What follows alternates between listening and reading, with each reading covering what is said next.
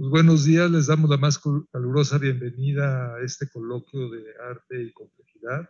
Vamos a iniciar con una conferencia de neurociencias, arte y cultura que la va a dar Jimena González Grandón. Ella es médico cirujano con maestría en filosofía de la ciencia por la UNAM, con máster en filosofía, ciencia y valores por la Universidad del País Vasco y grado de doctor en filosofía de las ciencias cognitivas también por la UNAM. Es parte del Sistema Nacional de Investigadores Nivel 1. Es profesora en la Facultad de Medicina de la UNAM y del posgrado de Ciencias Cognitivas de la UAM. Ha desarrollado 2 postdoctorados de investigación, el primero en el Instituto de Filosofía y Ciencias de la Complejidad, el IFICC de Chile, donde actualmente es investigadora asociada, y el segundo en el IMAS de la UNAM, o sea, el Instituto de Investigaciones en Matemáticas Aplicadas y Sistemas. Su aproximación se centra en la naturalización de los procesos mentales y la generación de herramientas epistémicas y tecnológicas para comprender la experiencia. Es autora de algunos artículos de investigación y de divulgación. Es parte del colectivo OTACO, Transdisciplina Arte y Cognición, desde el 2018, con el cual desarrolla proyectos de danza y cognición. En el programa de arte, ciencia y tecnologías ha estado con nosotros en 3 diplomados de neurociencias, arte y cultura. Entonces, pues, Jimena, te damos la bienvenida. Gracias, Octavio. Y bueno, muchísimas gracias a Octavio, a Eugenio, a Miriam y a todo el programa ACT por invitarme y bueno, a todos ustedes por estar aquí. Entonces, bueno, como comenta Octavio, la idea de esta charla es hablarles un poquito de varios de los temas que hemos tratado de ir generando, que ir fomentando una reflexión al respecto en el Diplomado de Neurociencias, Arte y Cultura, ¿no? Sobre todo en ese intento por generar una idea transdisciplinaria, ¿no? Entonces, un poquito la charla va a versar en ese contexto, ¿no? Cómo de una u otra manera podemos ir vinculando disciplinas y quizá incluso ir más allá y empezar a vincular indisciplinas. Entonces, como le gusta decir a Octavio. Entonces, bueno, este es el guión que me gustaría seguir, empezar un poquito hablando de definiciones, ¿no? ¿Qué es esa cosa llamada complejidad? Obviamente voy a dar simplemente definiciones muy operacionales y de alguna manera las que más me gustan a mí. ¿Por qué? Porque son conceptos inacabados, ¿no? Son conceptos que de alguna manera tienen poco tiempo dentro de los marcos epistémicos, entonces apenas se están construyendo estas definiciones.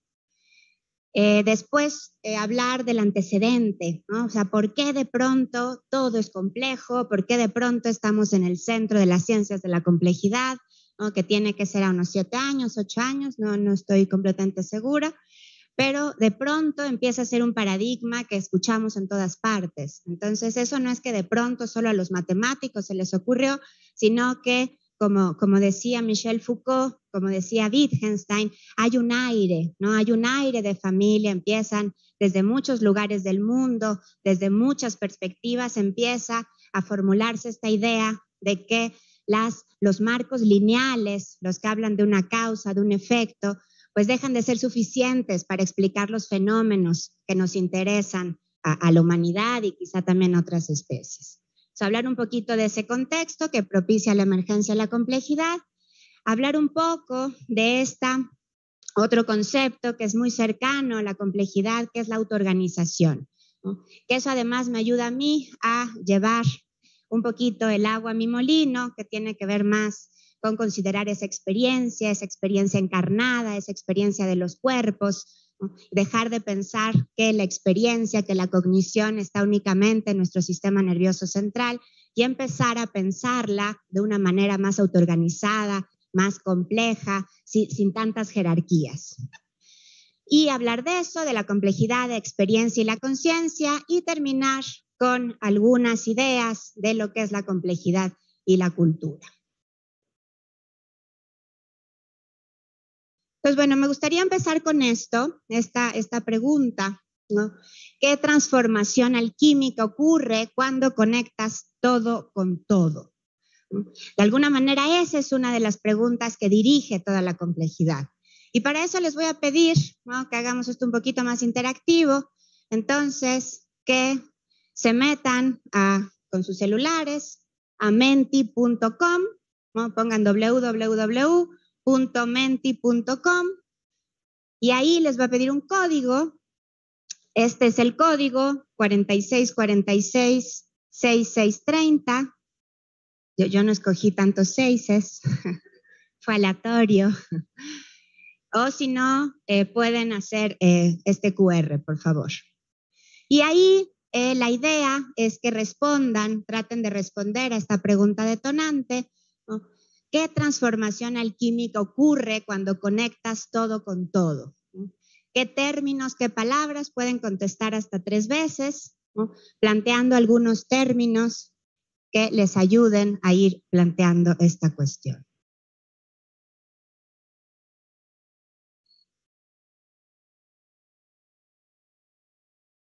Mientras tanto, les voy a ir poniendo eso.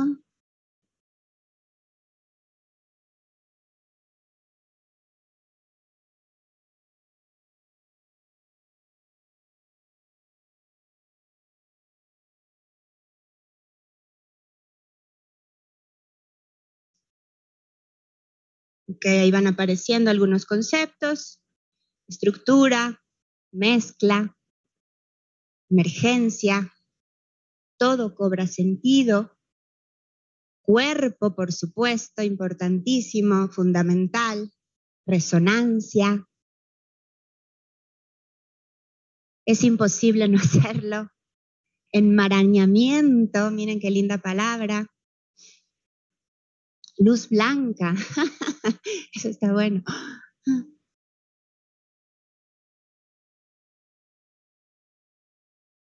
Y es importante esto, ¿no? Justo es imposible no hacerlo, ¿no? Ya estamos en un momento histórico en el que aquello que vamos a llamar conocimiento, es imposible que no lo planteemos dentro de esta interrelación. Vamos a seguir pensando en esta únicamente lógica para plantear lo que es conocimiento, lo que es válido y lo que no es válido, ¿no? Sutileza, interesante. Procesos, esa palabrota también es muy importante, fundamental, ¿no? Justo, ya no son cosas acabadas, ¿no? Al revés, ¿no? Empezamos a pensar en eso que está inacabado, ¿no? En que quizá ya no vamos a encontrar la explicación última, ¿no? Simplemente quizás solo nos vamos a aproximar a la misma. Mezcla, paradojas, criticalidad. Seguro por aquí hay un complejólogo. Okay, todo cobra sentido. Muy bien, muchísimas gracias. Pueden seguir, esto sigue abierto, así que pueden seguir planteándolo. Me encanta organicidad, ensamblaje, unidad. Mira qué curioso, unidad. Eso tendremos que platicarlo más. Visible, invisible. Ok, pues muchas gracias por participar. Continuamos con esto. Entonces, con base un poquito en esto que me están comentando ustedes, creo que todos tenemos de una u otra manera una cierta noción de qué es esa cosa llamada complejidad. Sabemos que no solamente tiene que ver con lo complicado, aunque en realidad sí tiene ciertas similitudes. Y yo, ¿cómo lo voy a definir? Es como una propiedad. La complejidad como una propiedad que tienen ciertos sistemas como los seres vivos, como la biosfera, como la mente, conciencia, la mente encarnada y situada, ¿no? La sociedad, ¿no? Hay un complejólogo que habla que el IMSS es un sistema complejo, yo estaría completamente de acuerdo. Entonces eso es muy importante, la complejidad tiene que ver con una propiedad que tienen los sistemas.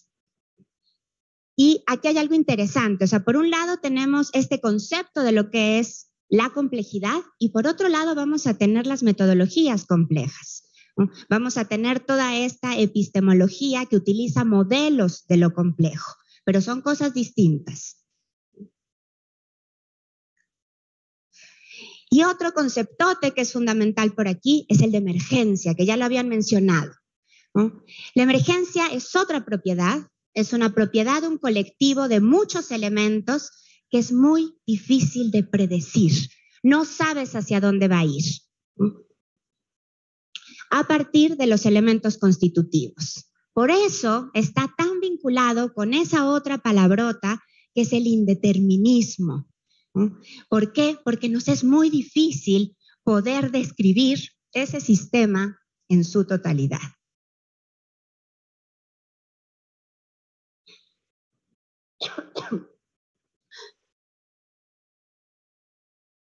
Y el otro gran concepto que tiene que ver con autoorganización, ¿no? Con este proceso en el que un orden global empieza a generar estas coordinaciones, pero lo más importante es que surge de las interacciones locales, ¿no? Entre los componentes de un sistema inicialmente desordenado. Estructuras globales que se autoorganizan a partir del funcionamiento de las reglas de actividad local. Entonces, un ejemplo muy lindo es el de estos estorninos, muy utilizado frecuentemente, donde hay ciertos complejólogos que tratan de explicar cómo aquí no hay una jerarquía, ¿no? Es como que a veces uno cree que el cardumen, ¿no? Estos estorninos tienen como un líder, ¿no? Pues no es que tengan un líder, no es que haya una jerarquía como tal, sino que, por ejemplo, la forma de B de una bandada de pájaros no se produce por algún plan global, sino porque cada pájaro sigue reglas simples e intrínsecas sobre cómo un pájaro debe seguir al otro, ¿no? Empieza desde las reglas locales, ¿no? Para lograr pues esas cosas tan maravillosas que vemos cuando vemos estas bandadas de pájaros. Es algo también muy importante de la complejidad, es que ya no la vamos a poder comprender tan fácilmente con esta linealidad, con esta causa-efecto, ¿no? Sino que vamos a empezar a emplear lo que se llaman las ecuaciones no lineales.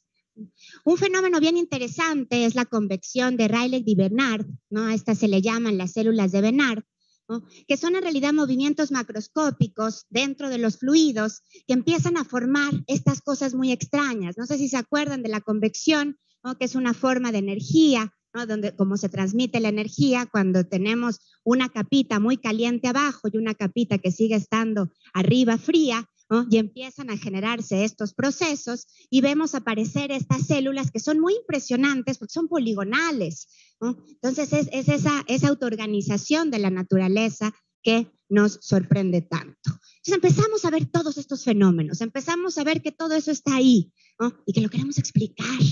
¿Y qué pasa? Que con los modelos lineales que teníamos ya no podemos explicarlo. No podemos explicar el cardumen, no podemos explicar la conciencia, no podemos explicar estos fenómenos de convección. ¿Por qué? Porque hay una abismante complicación en su forma de organizarse. Piensen en su cuerpo, piensen en una célula, piensen en cómo es que yo estoy hablando, caminando, pasando la diapositiva, ¿no? Todos estos procesos que se autoorganizan para que yo pueda estar aquí hoy en el C3 dando una charla, ¿no? Hay una insólita coordinación entre las partes, ¿no?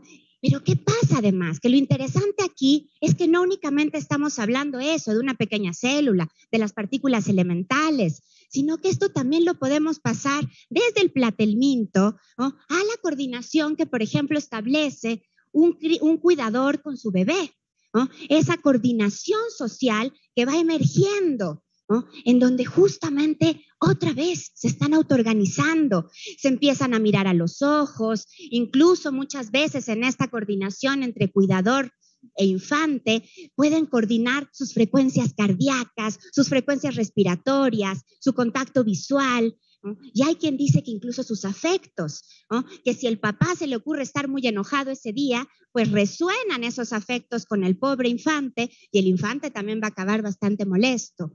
Entonces empiezan a autoorganizarse en esta interacción, ¿no? O piensen también en estos fenómenos, en estas tremendas marchas que tenemos en el espacio público, ¿no? Cómo se organizan también socialmente todos esos fenómenos, qué tipo de comunicación existe entre ellos.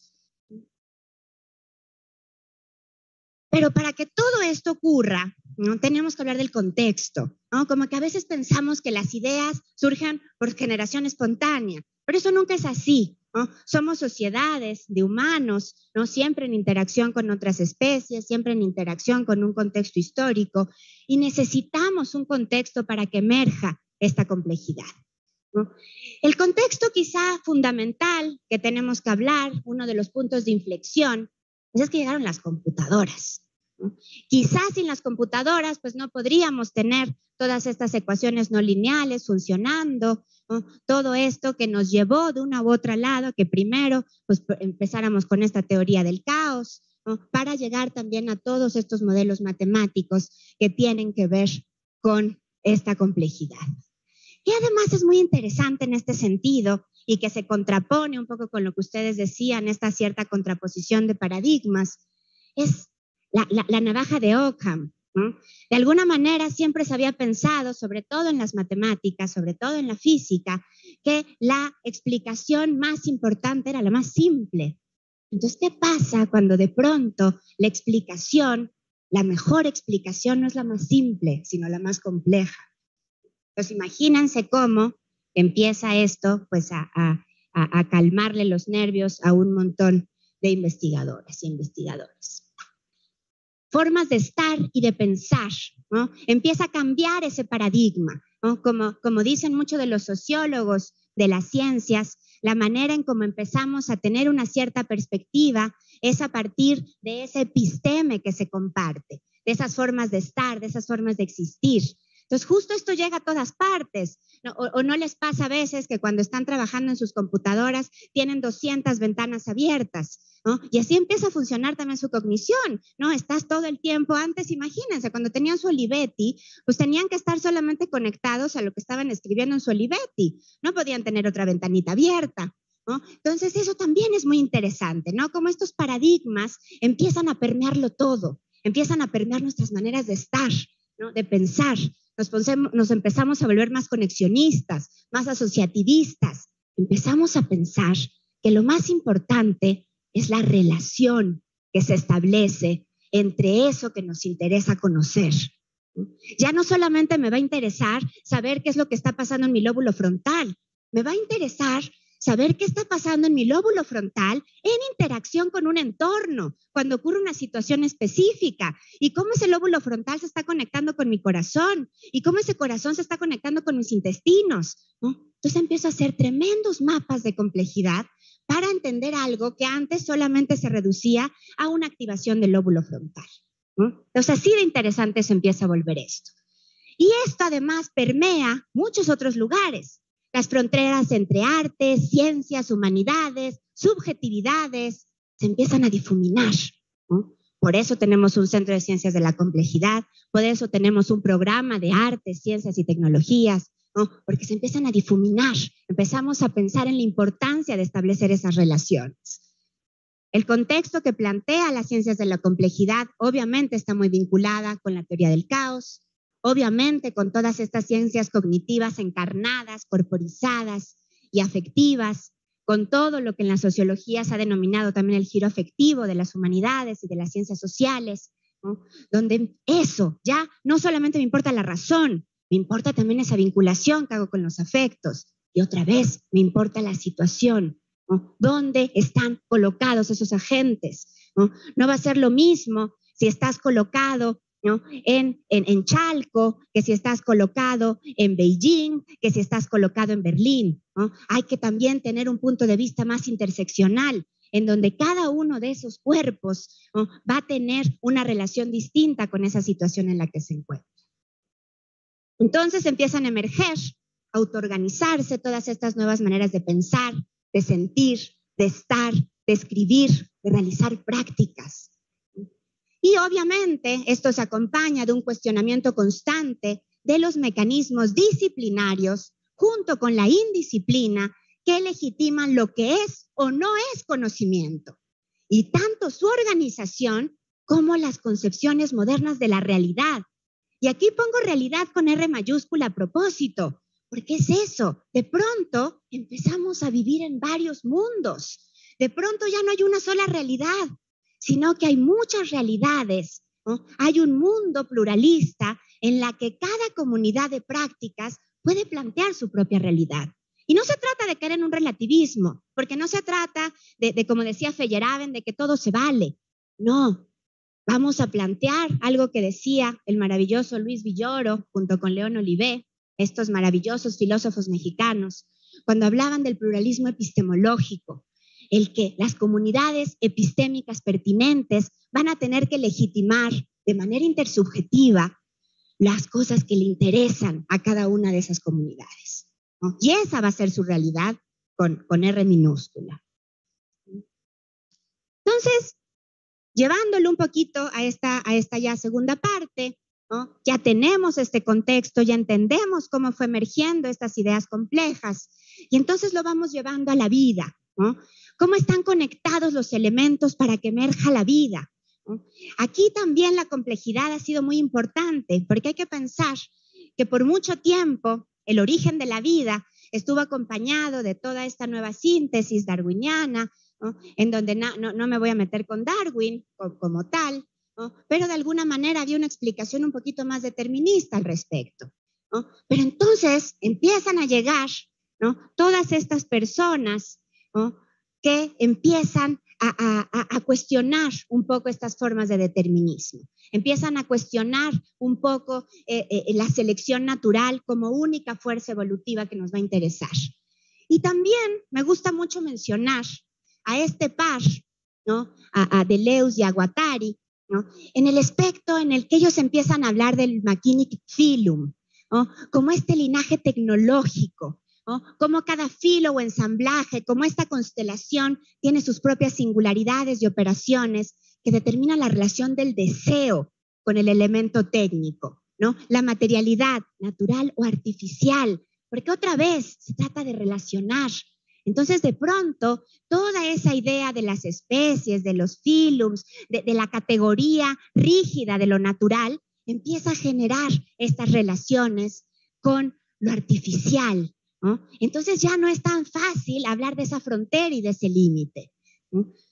Ambas simultáneamente, materia en movimiento, en flujo, en este devenir constante en donde nos estamos transformando. Yo no siempre soy mujer, no siempre soy la mujer niña, ¿no? De pronto pues puedo volverme de otra manera, ¿no? En ese devenir continuo, ¿no? Seguir ese flujo de la materia, la intuición en acción, ¿no? Y bueno, luego Manuel de Landa complementa algunas de estas ideas como esos procesos de autoorganización, ¿no? Cómo ese grupo de elementos previamente desconectados alcanzan de repente un punto crítico en el que comienza la cooperación, ¿no? Para formar entidades superiores y así se va difuminando la distinción entre vida orgánica y no orgánica. Entonces, justo en esta idea de otras fuerzas evolutivas, de otros mecanismos de cambio más allá de la selección natural como origen de la vida y origen del cambio, ¿no? Tenemos a gente como Laszlo, tenemos a gente como la maravillosa Lynn Margulis, Kaufman, Laszlo, ¿no? Que hablan de estas teorías postdarwinianas de la evolución, haciendo hincapié en la adaptación del comportamiento, la cooperación, más que la competencia, ¿no? Y la autoorganización para comprender los mecanismos del cambio social y del cambio natural. Obviamente voy a mencionar a esta grandísima, maravillosa científica, una quizá de las pioneras en la complejidad, ¿no? Que es Lynn Margulis, que habló de esta teoría endosimbiótica de la evolución, según la cual las mitocondrias, ¿no? Evolucionaron a partir de un organismo bacteriano separado que luego desarrolló una relación simbiótica con las células eucariotas para finalmente incorporarse por completo. Entonces, ¿qué es interesante aquí? Que es la cooperación, ¿no? Y la simbiosis en lugar de la competencia, como plantea de alguna manera la selección natural, y otras formas de conflicto, las que van a ser fundamentales para la evolución, ¿no? Ya no solo se trata de que lo que más me importa es que mi nombre salga como primer autor, ¿no? Se trata de que generemos cooperación, de que nos demos cuenta que solo generando estas vinculaciones, estos mecanismos más simbióticos, es como vamos a poder, pues para empezar, quizá quedarnos un ratito más arriba de la corteza terrestre. También tenemos a Kaufman. Kaufman, de alguna manera, es de los pioneros en fundar el famoso Instituto de Santa Fe, algo muy similar al C3 en el que nos encontramos. Y él también habló de este papel de la autoorganización en el desarrollo de los sistemas, ¿no? Él habló de una teoría de la autocatálisis que es muy interesante y que podemos hablar un poquito más de ella más adelante. Y entonces vamos al otro tema que me interesa que abordemos hoy, ¿no? ¿Cómo están conectados los elementos para que emerja la conciencia? ¿No? Hemos hablado mucho de la conciencia. La conciencia es, de alguna manera, ese ejemplo paradigmático de un proceso complejo, de un proceso autoorganizado. Entonces, otra vez, ¿cómo será que están conectados? ¿Cuáles son esas relaciones? Aquí tenemos que hablar del maravilloso Donald Hebb, ¿no? Él con este libro de Organization of Behavior, ¿no? Empieza a plantear también esta idea conexionista, esta idea asocianista, ¿no? Él es el que empieza a hablar de estas redes neuronales que nos gusta tanto plantear, ¿no? Cerebro como un sistema complejo de múltiples y paralelas asociaciones sin un control centralizado, ¿no? Eso es lo más interesante. Ya no solamente estamos hablando de controles centralizados, ya no solamente es que mi prefrontal y mi frontal son los que gobiernan todo. No, mi prefrontal y mi frontal no puede hacer nada si los eritrocitos no llevaron el oxígeno, no, si mi corazón no mandó la sangre, no, si no hay un cuerpo que está interactuando con el mundo y que inhala oxígeno, etcétera. Y empieza a plantear esta continuidad, además, entre inteligencia natural y artificial, ¿no? Y la modificación material y el aprendizaje como procesos continuos. Aquí otra vez acaba el fijismo. Imagínense que por mucho tiempo se pensó que las neuronas nacían y se morían, ¿no? Y que ya, ¿no? Se te ocurría fumarte un porro de marihuana y ya, mataste 25 neuronas y se acabó, ¿no? No, ahora sabemos que hay neurogénesis, ¿no? Que las neuronas también están todo el tiempo ahí naciendo nuevas neuronas, ¿no? Sobre todo en áreas, por ejemplo, de la memoria. Entonces eso también es interesante y cómo además el aprendizaje continuo, otra vez ese devenir que nos hace cambiar constantemente, va a tener que ver con el grosor que establecen estas neuronas cuando se están conectando unas a otras. Y bueno, obviamente mencionar a este biólogo chileno, el gran Francisco Varela, que empezó a plantear estas ciencias cognitivas encarnadas y ecológicas, que empezó a plantear que la mente no solamente está en el cerebro, que la mente tiene que ver con todos estos procesos autoorganizados para que yo pueda tener comportamientos en el mundo, para que yo tenga posibilidades de actuar en este mundo compartido. Entonces, la mente se vuelve encarnada, no únicamente cerebral. La conciencia se vuelve encarnada, situada, ¿no? Y no únicamente cerebral, ¿no?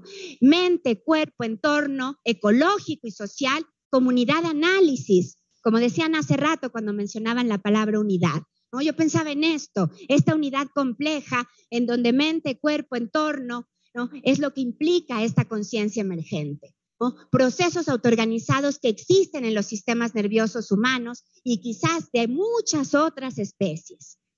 La dinámica de los sistemas complejos para entender la experiencia humana. Estos agentes porque tienen agencia, porque tienen posibilidades de actuar en este mundo, ¿no? Ecológicos y socioafectivos, ¿no? Entonces, este es un poquito ese paradigma, ¿no? En donde empezamos a hablar en la unidad de la conciencia, esta conciencia que emerge, va a tener que ver uno también, acabemos con ese sujeto individualista cartesiano, ¿no? Uno solito no hace nada, se perece en un instante, ¿no? La unidad de una conciencia encarnada y situada es forzosamente en interacción social, no hay más, ¿no? La unidad, el comienzo de nuestra vida y de nuestra conciencia va a ser siempre en interacción con la otredad, no hay de otra. Entonces esta es nuestra unidad, jamás individualista y jamás cartesiana, ¿no? Y nadie va a negar la importancia del sistema nervioso central, ¿no? Como digo muchas veces, no somos pulpos, ¿no? Lamentablemente nuestros tentáculos no pueden tomar decisiones sin consultarlo antes con nuestro sistema nervioso central, pero eso no implica que eso tenga una jerarquía, ¿no? En el sentido que estamos tratando de plantear, ¿no? Entonces, claro que nos interesa nuestro frontal y nuestro prefrontal, pero también nos interesa, ¿no? Todo este cuerpo lleno de sistema nervioso, lleno de neuronas también, que todo el tiempo se está vinculando con otros sistemas. Entonces, la inteligencia se vuelven estos procesos exploratorios, justo por estas posibilidades de actuar que tenemos, es que tenemos conciencia, que tenemos inteligencia, que tenemos cognición, y que siempre van a estar encarnados, ¿no?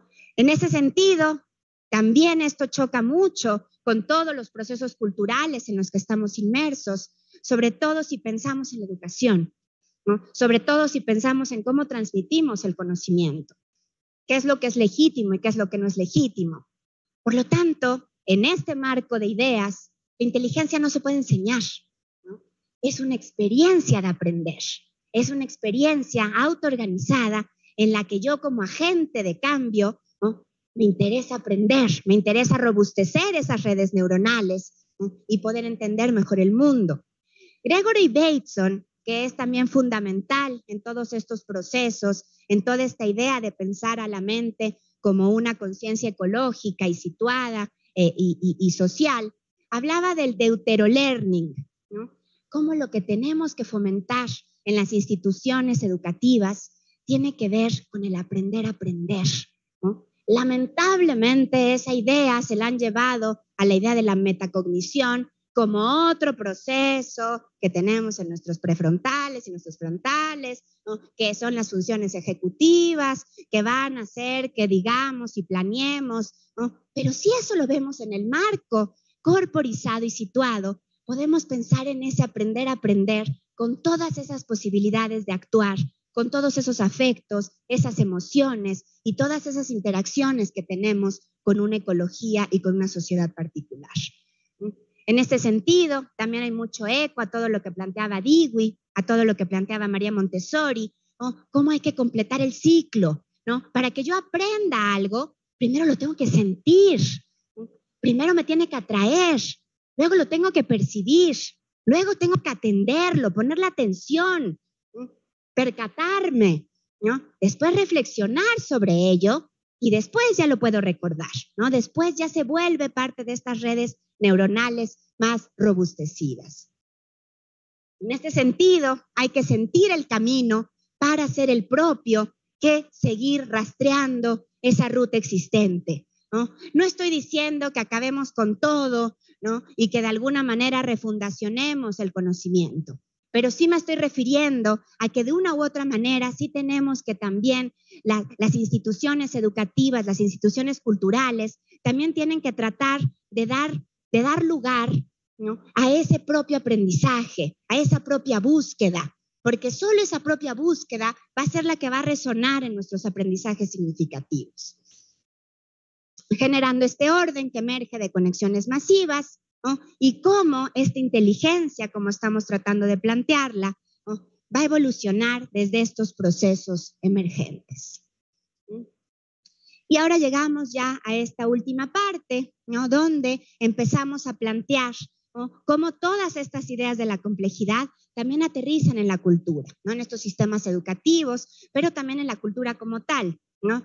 Tenemos a esta maravillosa científica, humanista, complejóloga, podríamos decirlo incluso quizá, que es Liane Gabora, ¿no?, que ella empieza, ¿no?, en este intento epistémico, transdisciplinario, complejo, relacional, asociativo, ¿no?, a utilizar esta teoría de Kaufman de los procesos autocatalíticos, ¿no?, como metáfora para describir cómo los recuerdos de los agentes se entretejen en un modelo interno del mundo, así como en corrientes de pensamiento autodirigidas que a su vez se autoorganizan en patrones culturales más amplios. Roger Bartra, cuando planteaba su exocerebro, tiene mucho que ver también con esta idea, ¿no? Cómo de una u otra manera, todo el tiempo tenemos que pensar en esta inteligencia en interacción con esa situación, con esa cultura, con ese contexto histórico en el cual estamos parados.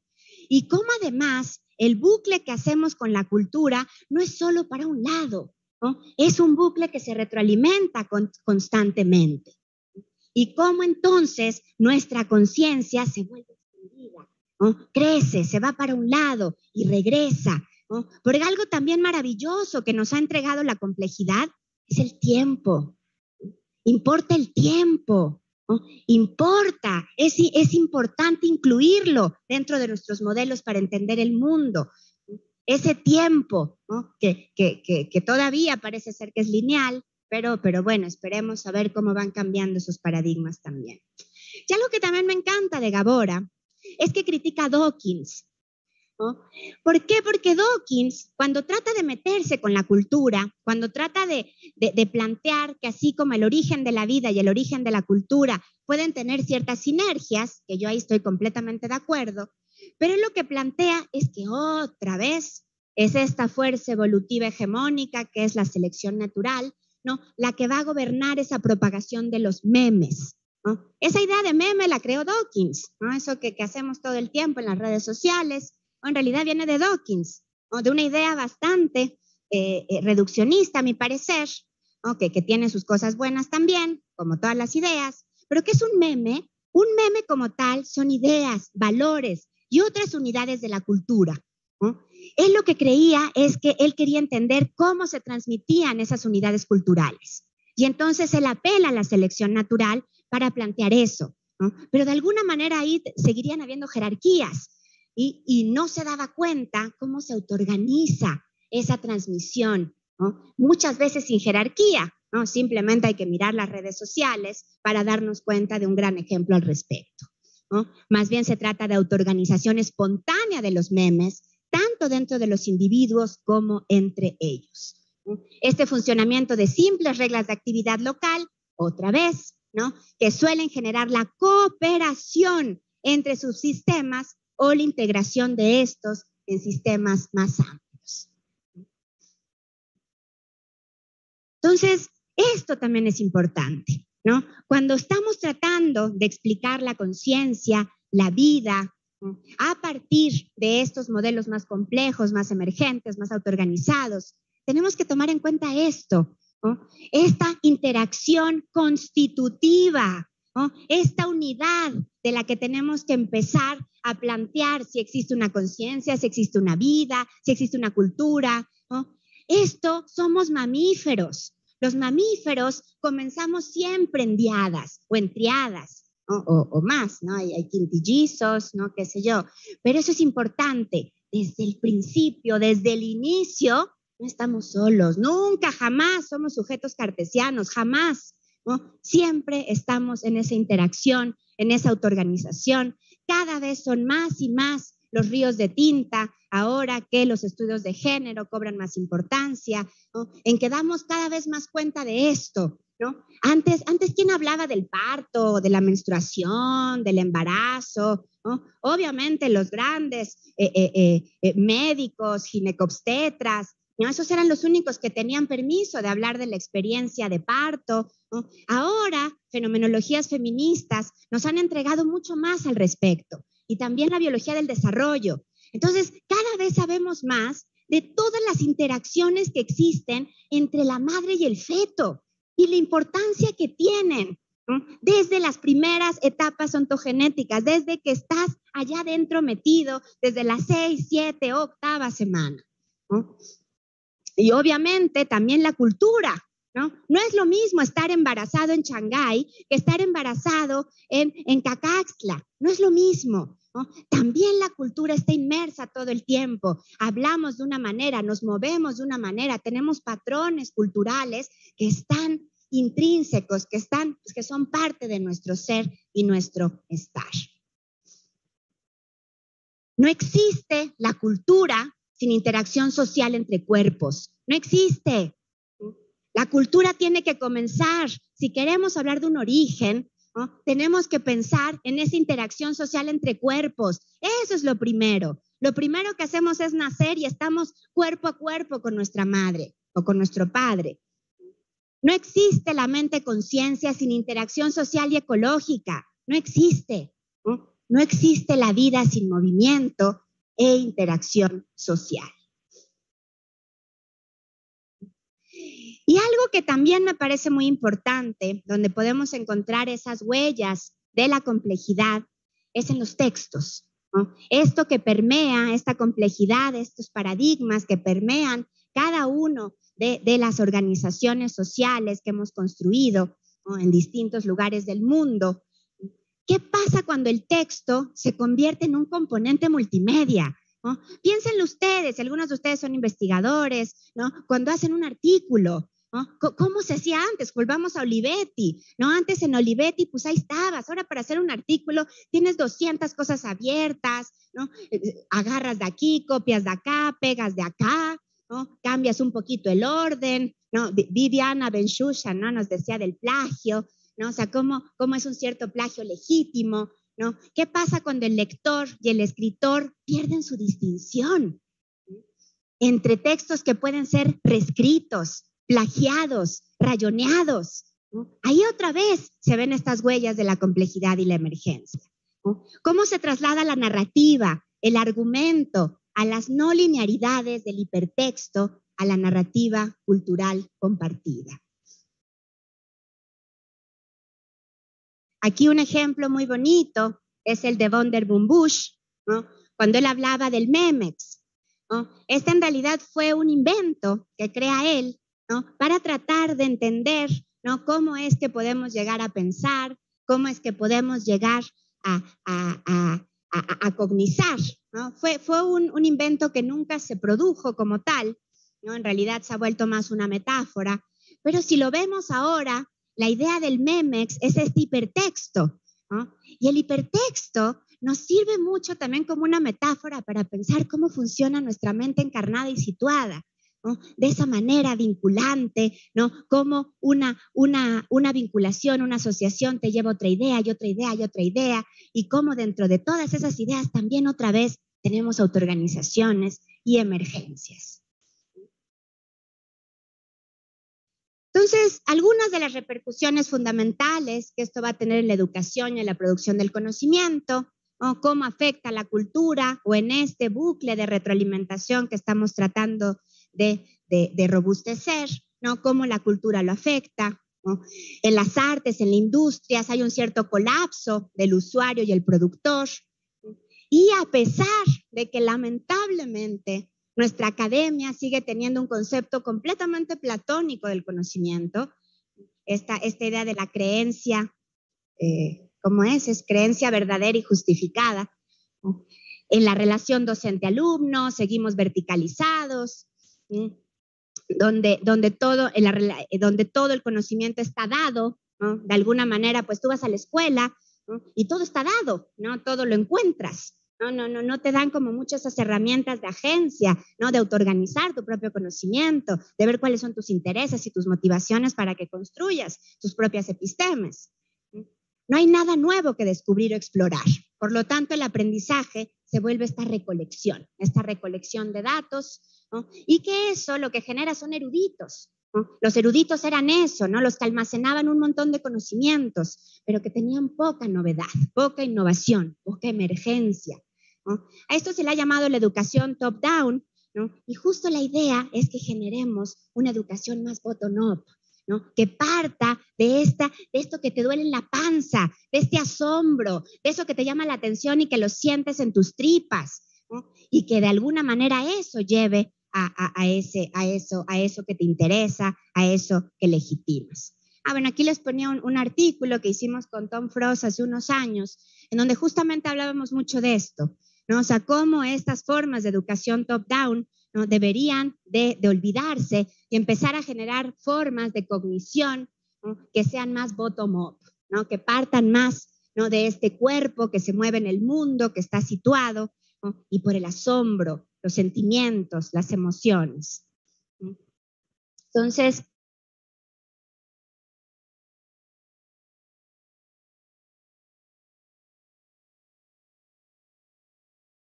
que se están robusteciendo, pero las posibilidades de actuar, los artefactos que tenemos en el mundo, ¿no? Y todos esos compañeros que nos van a ayudar a entender cómo movernos en el mundo, ¿no?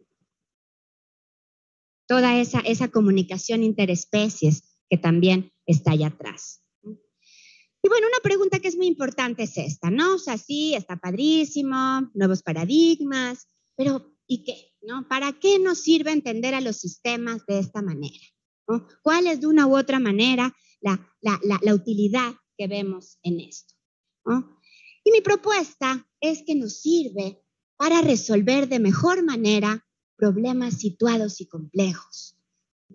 Pensemos nada más en algunos, ¿no? Pensemos, por ejemplo, en este. Nosotros somos el primer lugar en embarazos adolescentes del mundo, bueno, de la OCDE, ¿no? Imagínense, ¿cómo podríamos resolver este problema? ¿No? ¿Con una linealidad? O más bien justo, tendríamos que armarnos, ¿no? Tremendos marcos complejos para ver cuáles son todos esos elementos que están interviniendo para que México sea el primer lugar en embarazos adolescentes. Pensamos en la corrupción, ¿no? Tenemos un presidente que está tratando de hacer una batalla frontal a la corrupción, ¿no? Pero justo es eso, ¿cómo va a ser esa batalla frontal? Está utilizando metodologías de sistemas complejos, está viendo cómo todos esos elementos se relacionan uno a uno. Yo creo que sería interesante utilizarlo para cosas así. Pensemos en los feminicidios. México hasta el año pasado morían 10 mujeres al día. Parece ser que ya llegamos a 11. Entonces, otro tremendo problema complejo. ¿Qué vamos a hacer al respecto? ¿No? ¿Qué vamos a hacer con todas esas buscadoras? ¿Qué vamos a hacer con todas esas desaparecidas? ¿No? Otro problema complejo que sería muy interesante, ¿no?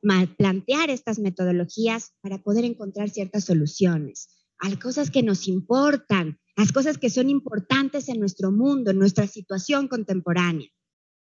Aquí donde estamos puestos. Les iba a pasar un par de videitos, pero creo que ya estamos un poquito al final y sí me gustaría que hubieran preguntas. Entonces, bueno, obviamente, este daño ecológico profundo que también hacemos desde nuestras prácticas humanas, ¿no? Y bueno, les voy a pasar nada más este videito muy cortito,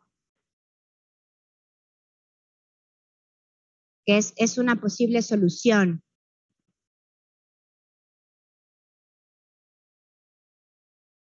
al daño ecológico profundo en la que los seres humanos tenemos tanto que ver.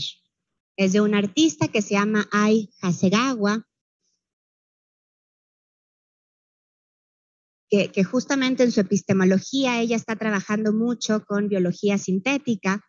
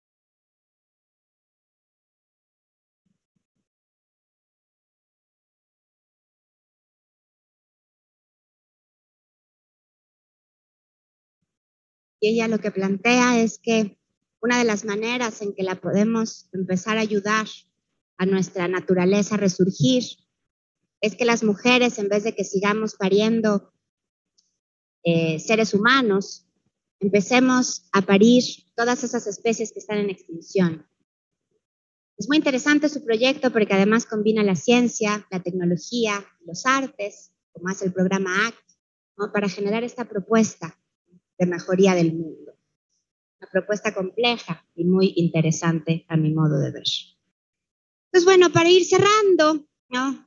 Justo yo creo que la complejidad puede ser muy útil para imaginar mundos posibles que sean más cooperativos, más autoorganizados, dejar de echarle la culpa al determinismo evolutivo, dejar de echarle la culpa al sujeto cartesiano, ¿no? Y empezar a darnos cuenta que si cambiamos un poquito nuestra bisagra, ¿no? Esa ventanita al mundo, esa perspectiva que vemos al mundo, encontramos millones de casos de cooperatividad en la naturaleza, ¿no? Lo que pasa es que nos han forzado un poquito a ver esta competencia continua.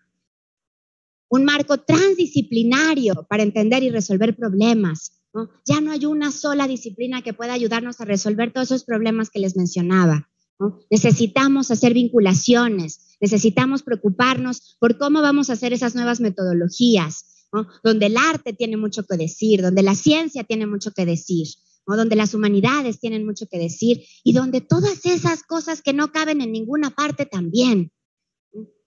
Plantear ecosistemas de aprendizaje, nichos en donde estamos aprendiendo muchos agentes, cuerpos que aprenden y comparten mundo, ¿no? Empezar a generar nuevas metáforas. Ya no nos podemos seguir creyendo la del lobo feroz, ¿no? Cuando estamos viendo que los lobos son todas estas manadas cooperativas, autoorganizadas, ¿no? Cambiemos un poquito las metáforas. Ya no podemos seguir creyendo que la mente es una computadora. ¿De verdad somos tan huecos? ¿No? ¿De verdad solamente se trata de esos procesos algorítmicos? ¿O vamos a pensar en eso, en nuevas metáforas, ¿no? En una mente y una conciencia como este enjambre de estorninos? Estudios culturales que rompen con el arte elitista y el determinismo científico. Proyectos éticos. Lo que necesitamos es éticas del cuidado, ¿no? Pero no impuestas, sino que justamente empiezan a emerger de nuestras experiencias compartidas. Aprender a aprender y aprender a convivir solidariamente. Cultura como este sistema autoorganizado. Experiencia como este proceso encarnado e interseccional que deviene en el tiempo, que se transforma, que no es fijo, ¿no? Entonces, apostarle a una cosa así de compleja, ¿no? Si vamos a hablar de la experiencia, si vamos a hablar de la unidad con la que partían ustedes al proponer ese concepto, ¿no? Justo, vamos a hablar de cómo nos autoorganizamos, cómo la ceiba se organiza con nuestras redes neuronales, cómo la cultura en la que estamos inmersos tiene que ver con eso, con el palpitar de nuestro corazón, con cómo inhalamos y exhalamos, ¿no? Con todo este sistema intestinal que incluso ya sabemos que está súper conectado con nuestro sistema nervioso central y que nos ayuda a pensar y a tomar decisiones, ¿no? ¿Cómo logramos vincular? Yo creo que ese es el reto, ¿no? ¿Cómo generamos todos estos sistemas para poder entender el origen de la vida, el origen de la conciencia, ¿no? Y el origen de la cultura? Muchísimas gracias.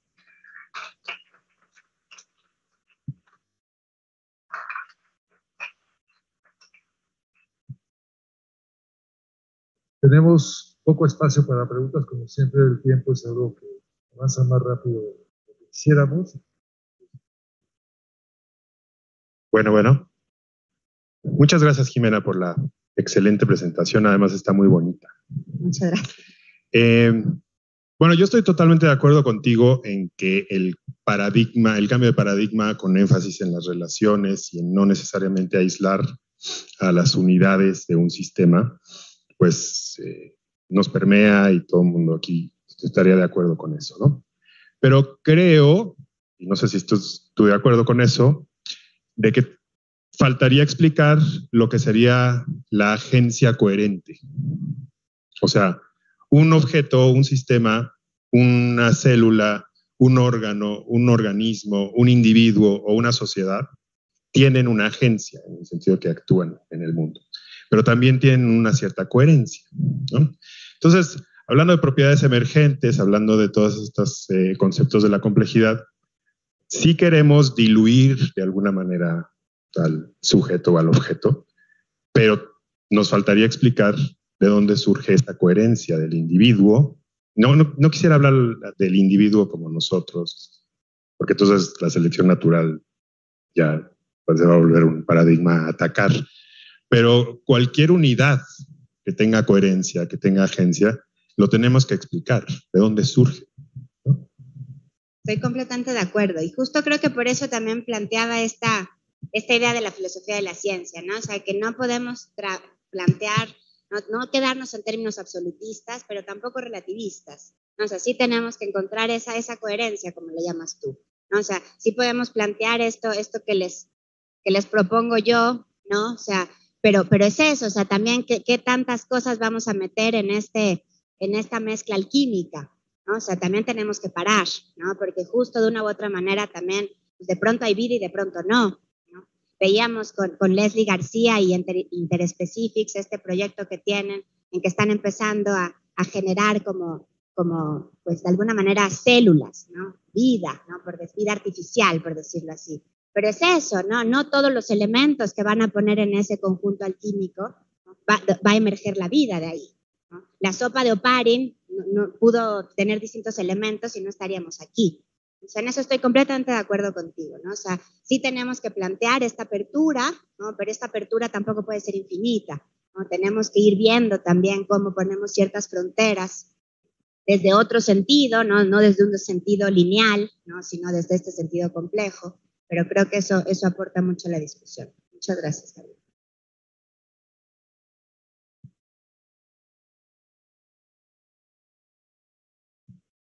Muchísimas felicidades, también me encantó.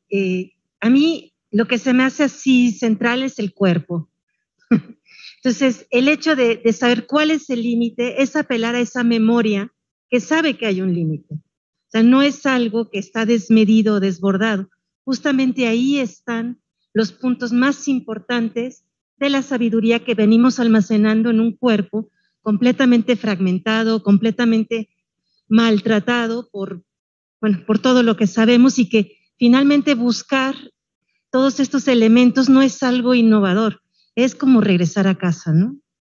Sí, estoy completamente de acuerdo, ¿no? O sea, como que quizá esa es un poco la lucha contra estas ciencias más duras, contra estas ciencias más reduccionistas, ¿no? Que como dices tú, fragmentaron mucho ese sentir, ese estar, ¿no? Y que tenemos que regresar un poco a esas bases, ¿no? Porque otra vez, o sea, yo creo que la complejidad no es que esté encontrando el hilo negro, ¿no? Estas ideas existían mucho antes del arribo de las computadoras, ¿no? Lo que pasa es que las computadoras nos ayudaron a modelarlo, ¿no? A poder generar un cierto modelo que explique eso complejo que queremos plantear, esas relaciones entre elementos. Pero, por supuesto que hay que plantear esta idea un poquito más integral, más holística, ¿no? Y como decía este complejólogo, como decía Gabriel, o sea, creo que también con cierta coherencia, ¿no? Francisco Varela, cuando hablaba del origen de la vida, cuando hablaba de la célula, hablaba mucho de la importancia de la membrana, ¿no? O sea, esa membrana semipermeable que tienen las células eucariotas es fundamental porque esa membrana solo deja entrar algunas cosas y otras no, ¿no? Entonces, esa también es la cuestión. O sea, sí tenemos que dejar de fragmentarlo todo, ¿no? Pero tampoco podemos plantear que vamos a quitar todos los límites, ¿no? O sea, hay ciertos límites que también son necesarios, ¿no? Y por supuesto que ahora sí que hay que acuerparnos, ¿no? Como dicen las feministas comunitarias, ¿no? Ya tenemos que darle mucho más lugar a ese cuerpo que siente, que está afectado, que se mueve en el mundo, ¿no? El cuerpo ya no puede estar fuera de nuestras explicaciones de la experiencia de la vida. Ahí estoy. Y a mí me gusta hablar otra vez de los cuerpos, ¿no? No solo el cuerpo, los cuerpos, ¿no? Porque solito tampoco existe. Muchas gracias.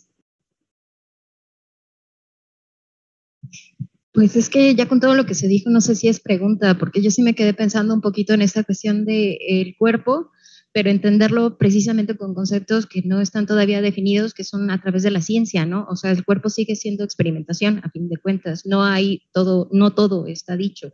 Para mí la parte liminal es precisamente vencer pues, los conceptos coloniales, que es lo que ya está la sabiduría aparentemente impuesta, y es precisamente romper esos paradigmas, como tú lo mencionabas, y salir. A mí me encantó la pieza de esta mujer, no sé, creo que es china. No, pero bueno, esta artista asiática me parece muy interesante porque aunque aparentemente sea muy transgresor, hay cuestiones morales que están pesando, ¿no? Que habla también pues, de feminismos desde la sexualidad y la animalidad, que también siguen explorando. Entonces, por eso no sé si ya ahorita con todo lo que se dijo hay en sí una pregunta. A mí lo que me interesa de la complejidad es precisamente que está abierta, está liminal. Entonces, eso es lo que ahorita, por ejemplo, me está gustando mucho. Te felicito por la charla, definitivamente.